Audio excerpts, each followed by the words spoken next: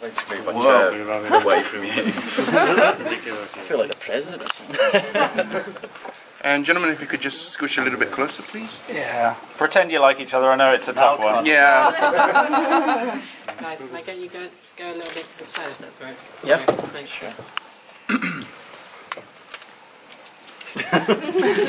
No one's got any questions. Well, it's nice meeting you. See you later. So, for season 2, it was quite a departure for your character in terms of, you know, you had brain damage and, you know, what sort of, or did you do any sort of research for the character? Yeah, we did, yeah. I mean, first off, it was the writers and stuff and the showrunners did a lot of research into that kind of stuff. And they kind of told me their idea for the whole thing, and then I kind of went away and did my own. So it was, yeah, it was a collaboration in that sense, but I think we were always just very aware that it's a very real thing that's happened to a lot of people in a very real way, so we just wanted to kind of make sure we were respectful to it, because there's a certain responsibility, I think, involved with it, that you just kind of, yeah, that you show that you do it respectfully. So yeah, but actually a lot of the work was done for me by the writers and stuff, yeah, I'd say. And what was it like joining the team? Obviously it was new for you this season, and obviously everyone's quite friendly and it seems like you get along on the set. What was it like kind of joining this close-knit group? Was it tough? No, it wasn't at all really. Like everyone was, I was eased into it. He was ostracised for a while. Yeah. Yeah, they had me doing all sorts, and I mean, Ian's kind of taken me under his wing a bit, and I'm working on the rest of them, aren't I? But, no, it was. It sounds like no one likes you. No, it was. I was kind of eased into it. I sort of did a little bit of filming with, I think Chloe first, and then like I think Clark, and then gradually everyone was at Comic-Con my first weekend. But it was kind of a nuts first day because I was shooting here in London on the Thursday, wrapped on that, went to bed, got up in the morning, got on a plane, flew to LA, got picked up, taken to set, and was into costume and makeup. And I was like, I remember I said to him, okay, can I just like get a shower? You know, just got off a flight. I was like, just grab a shower and just freshen up. And they were like, well, we kind of need you. And I was just straight onto set, like to start shooting. So no, but I was very, very fortunate that everyone's so kind of chilled and fun and friendly and everything. Yeah. With the Marvel movie franchises being such these huge critical and commercial successes, do you guys feel like an added pressure to really knock it out of the park with the TV show? I think you kind of get in a little bubble, don't you, when you're shooting it? You kind of end up forgetting. Well, I don't know, I do. Like you just sort of forget about the rest of it, and because things happen so quickly, like it's really fast paced. We're getting scripts, you know, almost every week, and you know, there's so much to shoot. We shoot an episode in 8 days. So there's no real time to kind of worry about the rest of it, is there? Yeah. You know, it's only when you do stuff like this that you realise that people watch it. You're just like, oh yeah, that people actually see what we're doing at work. If you could have your character appear in any other Marvel cinematic film, which would it be? Hunter the movie. I actually want to be in Hunter the movie. It's funny you say that actually, because there's talks about you having a possible spin-off. Obviously that hasn't went forward. Do you know why or what happened with that? I think it's one of those Marvel things where there's kind of, you know, rumours get put out there, and I don't think anything was ever kind of bolted on for it, but I don't know whether the idea has completely gone away or what at the moment, so it's kind of, you know, who knows, you know what Marvel are like. So another movie next summer then? Yeah. It basically the series got ditched because we got the movie franchise coming out. So, yeah, and we had to get rid of the dead weight like Bobby and stuff. Oh. So yeah. Oh no, you're in. You've had some amazing guest stars this season. Who has been your favourite person to work with? Kevin Clackham was really cool. Oh, he's wicked. He's yeah, and I think most people were big fans of what stuff he's done before. So to see someone like that come in and really care about it and stuff, and really commit to like a pretty crazy character, like that was a really cool experience for me anyway. Yeah, he's really fun. Like even in like the read-throughs and stuff, I always enjoy it when he's there. In terms of the second season, it's been kind of more action-packed in terms of fast-paced, and it's been very kind of in-your-face in comparison to the first one. We had more sort of slow pace and build. How do you guys find kind of adjusting to that? Because it must be like a lot of pressure, kind of getting into these rather intense stories that leads up to like movies such as Age of Ultron, for instance. There's two. I mean, I think in terms of season, I think in season 2, I think, or specifically like kind of the end of season 1, I think the show really started to begin to find its feet. I think at the start it was kind of was so much happening and things that it was all a bit crazy. And then I think now in season 2 it kind of found its voice a lot more, I think. But also at the same time we find out week to week what's happening as well. So it's kind of it's like we tune in every week to get a script, and you know we're kind of excited to see what happens. So you don't tend to think too far ahead really, which is a good and bad thing, I think. There's been some new additions to the cast that really elevated it as well, hasn't there? Yeah, there's Adrian, Henry. There's been a few people. I mean, obviously, there's a great chemistry between the whole cast, but Ian, I mean, particularly between you and Natasha, I think Fitzsimmons is such a beautiful pairing. Can you talk a little bit about particularly that relationship? She'll kill me if I don't tell you her name's Elizabeth. But no, it's fine. Because I was thinking, who's Natasha? Yeah, she's great. She's the best. I mean, everyone's Elizabeth's best friend. She's one of the nicest people. She's fickle. Yeah. She's fickle. Everyone's her best friend. Yeah, actually. No, she's just so lovely. Yeah. Manipulator. No, she's cool, and a lot of that, you know, to be honest, is probably within the writing and stuff. That's kind of been a kind of early thing which they always did, that kind of relationship between the two of them. And it's nice because this season they've taken it in quite a few different directions, which has been cool. So it's actually changed a lot, and they've both grown up a lot, I think, separately, which has been good. I think it's a really nice one for the fans because it's kind of you've got a lot of those kind of the love stories. Someone like in you those. is a very unattainable thing. I mean, look at him. You know, I mean, whereas this is more attainable. People can relate to this more. No, what I was going to say is that, like, you know, in a lot of the kind of the superhero world, it's like very heroic characters and people with superpowers that kind of dominate those love stories. And then it's really nice having one where it's like these are the scientist guys who kind of do the jobs that, you know, people can relate to and stuff. Yeah, it's and also, really, you know, really nice in that kind of world. Well, anyway, I think Elizabeth's character Simmons definitely wears the trousers in their relationship. Fitz is definitely much more of a girl than she is, I think.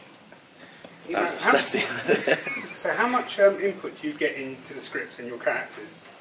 I mean, I think they like us. They like us to kind of like be collaborative and stuff. Yeah, definitely. And I think they kind of write for the actors as well. Like, you know, you realise I've definitely felt that after the first sort of few episodes, you can start to kind of see how they're taking things that they've seen you do on set and kind of using that and expanding it and so on.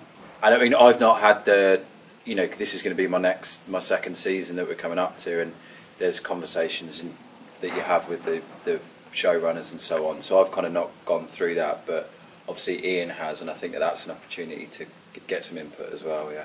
Obviously, the events of Captain America: Winter Soldier had huge knock-on effects for your show. Do you guys ever hear kind of rumblings in advance of like something's going to happen, and start to wonder whether or not your character is going to be dramatically changed in forthcoming episodes? Well, no, we don't hear too much. I mean, look, there'll be that thing like Clark will often come up and like be like, "Oh, I'm really sorry about what's happening with you," and you'll be like, "What? What's happening?" And he'll just be winding you up. So like you do kind of hear rumblings of stuff, but like things if it's something, but like with Captain America, I think they showed us a screening, like an unfinished version of the film, just so we kind of knew the story, because we were starting to film episodes which related to it, just so we kind of knew what was going on. So if it's something really big like that, they usually tell you a little bit in advance. Right? Yeah, but they keep it very tight. But they wouldn't let you, they make sure you know what you need to know. It's on a need-to-know basis. Yeah. Talking about moving forward, what would you like to see happening for your characters moving into season 3? If you could have anything, go ahead for Hunter and Fitz. I'd like Hunter to get a disability that means he's in a wheelchair, so I just get to sit down. Ian, what was it like for you going from like a BBC show to a big, massive American studio? It was. Do you know what? Apart from, I suppose that is just the only difference. Really, is the money, like versus Britain to America. Really, though, to be crude about it, but in terms of what I do, it's the exact same thing. I mean, you learn your lines and you work on your character and you go in and you try and do the best you can, really. And when you're in front of the camera, and that for me doesn't change. But yeah, the background, I suppose, does change. It's just more food on set. Catering's better. Yeah, catering. Yeah, You talk about the move from Britain to America. We've seen so many UK actors obviously going over to the Marvel franchises. Charlie Cox. We had Martin Freeman signing up as well. Benedict Cumberbatch. What do you think it is about the UK actors that's like getting Marvel to bring them in? It's better looking, aren't I don't know really. I don't know what it is. I think they like an international feel to it, and obviously we've got the advantage that we share the same language. I think and I know that's definitely something in our show that they're conscious of. Because when I auditioned for the part, it wasn't specific whether he was American or where he was from. They were open to it, and they were at one point. I think there was talk that he was going to be American, and then they said no, we want you to use your own accent. So I think up until probably a couple of weeks before filming, it was still up in the air whether I was going to be playing him American or not. Because originally, I don't think he was going to be Lance Hunter necessarily. He was, because obviously he's got a history in the comic book world. But yeah, I don't know really. I mean, I think there's this. I don't know whether the Americans just think the British are a bit more refined and a bit more kind of like cultured in their theatrical arts. So I'm quite happy for them to believe that. Keeping pointers. Yeah. Obviously, it's nice seeing the movies being referenced in the show, but how do you feel when you watch the movies and you see the show being referenced the other way around? Because, unless I'm very much mistaken, when Nick Fury cuts his way out of the bottom of the car in Winter Soldier, that's an invention that on the show was established that Fitz invented. You're welcome, Nick Fury. when I watched the latest Avengers film, there's that massive ship thing. I was just like, why don't we get to play with that? That's hard, isn't it? Did you guys ever have any ambitions to do a show like this? I mean, obviously the Marvel kind of universe has been growing and growing and growing all the way since Iron Man. Did you think though years ago that I could end up on one of these movies or one of these shows? Nick said a really good thing to me recently where he was like, well, you said. Well, we were just talking about, you can quite often when you're doing any sort of job, like we all know, it's like you get kind of lost in it and you forget that moment when you first got it and you were really excited and all this sort of stuff, and you get used to it. You kind of have to guard against taking it for granted. And we were talking about it and just saying, if your 10-year-old self could see you and you're in this big Marvel series and so on, the excitement that kid would have, and you just remind yourself of that, and I feel very fortunate. Guys, is there anything? Hi, sorry. Is there anything like for basically new? Sorry, I'm stumping. Right. For those who want to get into acting and who've sort of just got their first step and they want to sort of make that move abroad. Is there any advice? You're going to give me your CV now. There you go. I just got some headshots. Sorry. So, is there any advice you can give to them, or how hard is it, from that step from to move into Marvel, basically? Because Marvel is a really big deal. Yeah. So.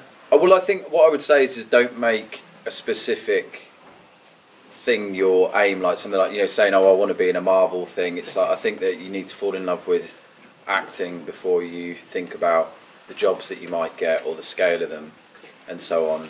And I'd just say you've got to be really determined, you've got to work hard, be nice to people, and also I think find happiness outside of it. I think that quite often, a lot of people I know, I'm sure lots of people, that their whole aim is to be a success at acting, and we know that we've been fortunate with the right things come along at the right time, and some people don't have that fortune, and you've got to find satisfaction outside of it. It's quite a serious answer. I can solve the world with that. I was going to cry. I think as well, sounds like a contrived, but I think for me, the biggest thing is just working hard, making sure you can, at the end of every day, just go, did I do everything I could? To work on that thing, I think. Also, on a more happier note, have you guys ever prank called anyone or pranked anyone with your characters in real life and stuff? No, I almost gave out his phone number. We were doing a live on air charity thing, and we said, we said if we raise a certain amount of money, I'll just give out my phone number. And I think I gave out 7 digits or something of it. And he goes, "Have to believe." He goes, "I'm just going to the toilet." And suddenly I get this call from this person being like, "Oh, hi, is this Iain de Caestecker?" Blah, blah, blah. But it wasn't, it was Nick, and it wasn't funny either. I mean, talking about having fun, obviously your characters get to play with and invent some pretty fun tech. Yeah. I'm curious, what are the best toys you've got to play with? I liked when they gave me a football in one of the scenes. He was happy with that. The drones were always pretty cool. I haven't used them in a while, actually. The strange thing is with them is when you're doing it, you'll have ones there, but then they'll CGI them out, so a lot of the time you'll just be, but you can do what you want. and look around and they'll CGI them in. Just really wind up the CGI guys by going. Yeah. Or you can do the ones where you got like a hologram table, and basically you just do this for 10 minutes. Yeah, a lot of the time the gadgets aren't actually there, so it's just like I have to say things, on ours on ours they actually do bring a lot of them in that have little lights or beeps or whatever things that light up. I mean, they're basically just lights. Just little boxes with lights. What do you guys think in terms of like the difference between the Marvel movies and the TV shows, for instance? Where do you think the differences lie in them? Because I find like the story and structure on the TV shows, you've got a lot more time to kind of develop characters, whereas in the films it's kind of bang in your face. I think with the films you tend to go to a cinema. With the TV, you just kind of use your remote. Like that. That's the main difference, isn't it? Yeah. Hold on, I haven't finished this question. Sorry. What would you? I mean, I think I mean, there's obviously a thing with the scale of it. I think is one, but you're right. I think something like Daredevil was a really good example of how something like a TV series can be more involving than a film, because they stretched out the actual backstories in a very cool way. I thought it got you to see a lot more like Wilson Fisk, for instance. Yeah, but it was actually quite, the story of it, the actual story actually could have lasted the length of a 2-hour movie, but with all the backstories and everything they put in, they stretched it out and made it it was more like a book or something like that. I think as an audience member, so you can just get to know the characters a lot better, and I think people connect with them because, you're there every week, spending an hour or two with them. Well, there's a cool side of it as well. It's like, it's like you get people who go back comic every week and catch up on it. I suppose there's that side to it as well. Yeah. I think obviously in the comic book world, there's a pretty fierce rivalry between Marvel and DC, and particularly on the big screen, Marvel's been crushing it. Are you guys aware of that rivalry, and how do you feel about that? Yeah, I hate them all. Are any of them here? No. I mean, I've got a friend who's in a DC thing and things like that. Like, what? They're both on it. She's I know. Yeah. Like you just said a dirty word, isn't it? Yeah, I know. No, maybe like the business guys have more of a rivalry than we do. Yeah. But no, it's not something anyone really talks about. So you don't meet up with your friend who's in that in the DC thing and so says, "Oh, my character would kick your ass." Yeah. I think Mum would. She's only little. I think though across Marvel and DC in the last couple of years, it's fair to say we've seen kind of an explosion in the popularity of superheroes comic books again that we might have seen maybe before I was born. I can't really talk. To be really cliche, do you think it's now cooler to be involved with a superhero franchise than it would have been like 10 years ago? We've got like Ryan Phillippe, Matthew McConaughey all looking at talking about being in Netflix series for like Marvel or DC. Do you think there's been some sort of shift to push it back to being popular again? I think those stories they can be told in a very different way than they could 20 years ago with the advancements of technology and stuff like that. Probably is a big side. Yeah, when you look at like the original Batman series and they're running around in tights and they're pretty scrawny underneath it and everything, and there's power and bang. I mean, I kind of love that because it's the style of it was so cool. But I think as an actor, you'd probably feel pretty silly, in a kind of spray on thing without all that padding and all this amazing costume and stuff, and pretending stuff's there that isn't, and fighting cardboard monsters or whatever. But now it just looks incredible. I mean, like some of the stuff in the Avengers film was insane, and we're amazed every week that what they managed to do on the show. I mean, when I got there my first day, and I was like, that was when I first realised that it was an episode every 8 days, and I was like, you're shooting. I mean, what? So it's 40 odd minutes the show. Yeah, something like that. Film, so you're shooting half a movie in 8 days. I mean, if I was a movie exec, I'd be going, why are we taking 9 months to shoot this? Like they did. Right. Yeah, I think that's a major part of it. I think you're able to make them look cool, and also the popularity. So many people are watching them. So, as an actor, people, that's part of their decision-making process, I guess. Yeah. I'm talking about actors. Obviously, you mentioned Elizabeth earlier on, but I'm curious, can you talk a little bit about the rest of the cast? Because it's a really great mix and ensemble. Yeah, we're really lucky. Like, Clark is in some ways I think people's characters, like, mirror themselves opposite. Yeah, I think that's... like, Clark is definitely the leader of our group, and he sets the tone. And, I suppose the only person that's very different from their character is Ming. She's absolutely insane. She's like a child who's had too many Smarties. Yeah, too many sweeties every morning. or like 6 cans of Diet Coke as she gets out of bed. I think that's what she does, or Red Bull. Yeah. She's mainline nuts in Red Bull, but she's in the best way. Can you give us an example to elaborate on how nuts she is? I mean, in what way is she nuts? What does she do? She'll dance. She doesn't stop that. She dances more than she doesn't dance. Yeah. She loves her innuendos. Loves her innuendos. And she laughs more than she doesn't laugh. Yeah. During the day, it's hard to get through a scene with her. Basically, luckily I'm not in that many scenes with her. What's your favourite moment on the show, personally, to you guys, on Agent S.H.I.E.L.D.? Moment I met Nick. Yeah, it wasn't the moment I met Ian. But it took a while. You were a slow burner. No, it was the moment I met Ian. No, so honestly, I really enjoyed when I did my stuff with Adrian. When I got kidnapped and I got yanked out the back of a car and dumped in the field, and then in a helicopter. And I wasn't actually meant to. We shot the scenes where we're talking in a helicopter, just on the ground. You know, anything you can see out the windows is obviously CGI.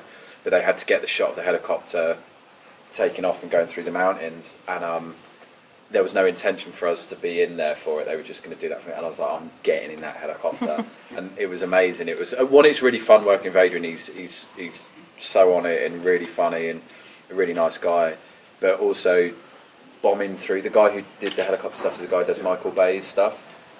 So he's incredible. He's like the top guy, and we were just going through the mountains in they were near the Disney Ranch. But is it Anaheim? I didn't know about this. I don't know. Anyway, like bombing through them when you're doing that, and it was incredible. It was so. I don't think that they'd even announced that I was in the show at that point, so I couldn't tell anyone. I had this video on my phone, just itching to show people. But yeah, that was a lot of fun.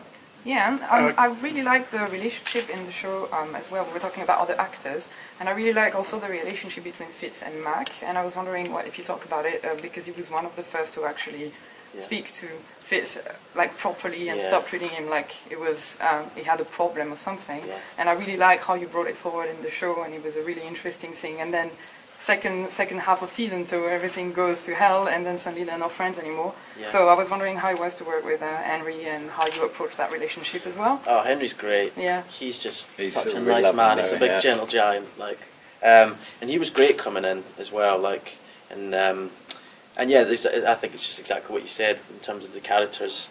Everyone else knew Fitz before his injury, so treated him very differently, which was the last thing he wanted. Whereas, Mac took him for face value. He didn't know any different. That was the person he knew, and I think he appreciated that. Didn't kind of mollycoddle him or anything like that. I think it's a good example of the way the writers write in for that collaboration as well, because they've obviously seen in Henry himself, he's got that complete open-mindedness, doesn't he, and kind of accepting of anyone. And I think that was probably an influence on that relationship. Yeah, it's true. And I mean his biceps are bigger than my head. His pecs, I'm like, they look like fake boobs. They're so big. I'm like, if they weren't so rock hard, it'd need a bra for them because they're massive. And he can move them to like a song. We went out for dinner just before we came back to the UK, and I did sort of think it must look really weird. This 6'6" dude who's absolutely massive, and then us two kind of like out to dinner with him looking like his kids or something. We always laugh because there's one thing he says, like if you say something that's and he's surprised about it, he'll just look away and go, "Holy mackerel!" Yeah, it's just the way. Oh my gosh! It's amazing. He's great. He's brilliant. He actually said the other day as well. He went, "Holy cow!" I was like, I didn't actually realise real people said that. I was just in comics. Okay, guys, thank you very much. We have a bit of a time for one-to-one.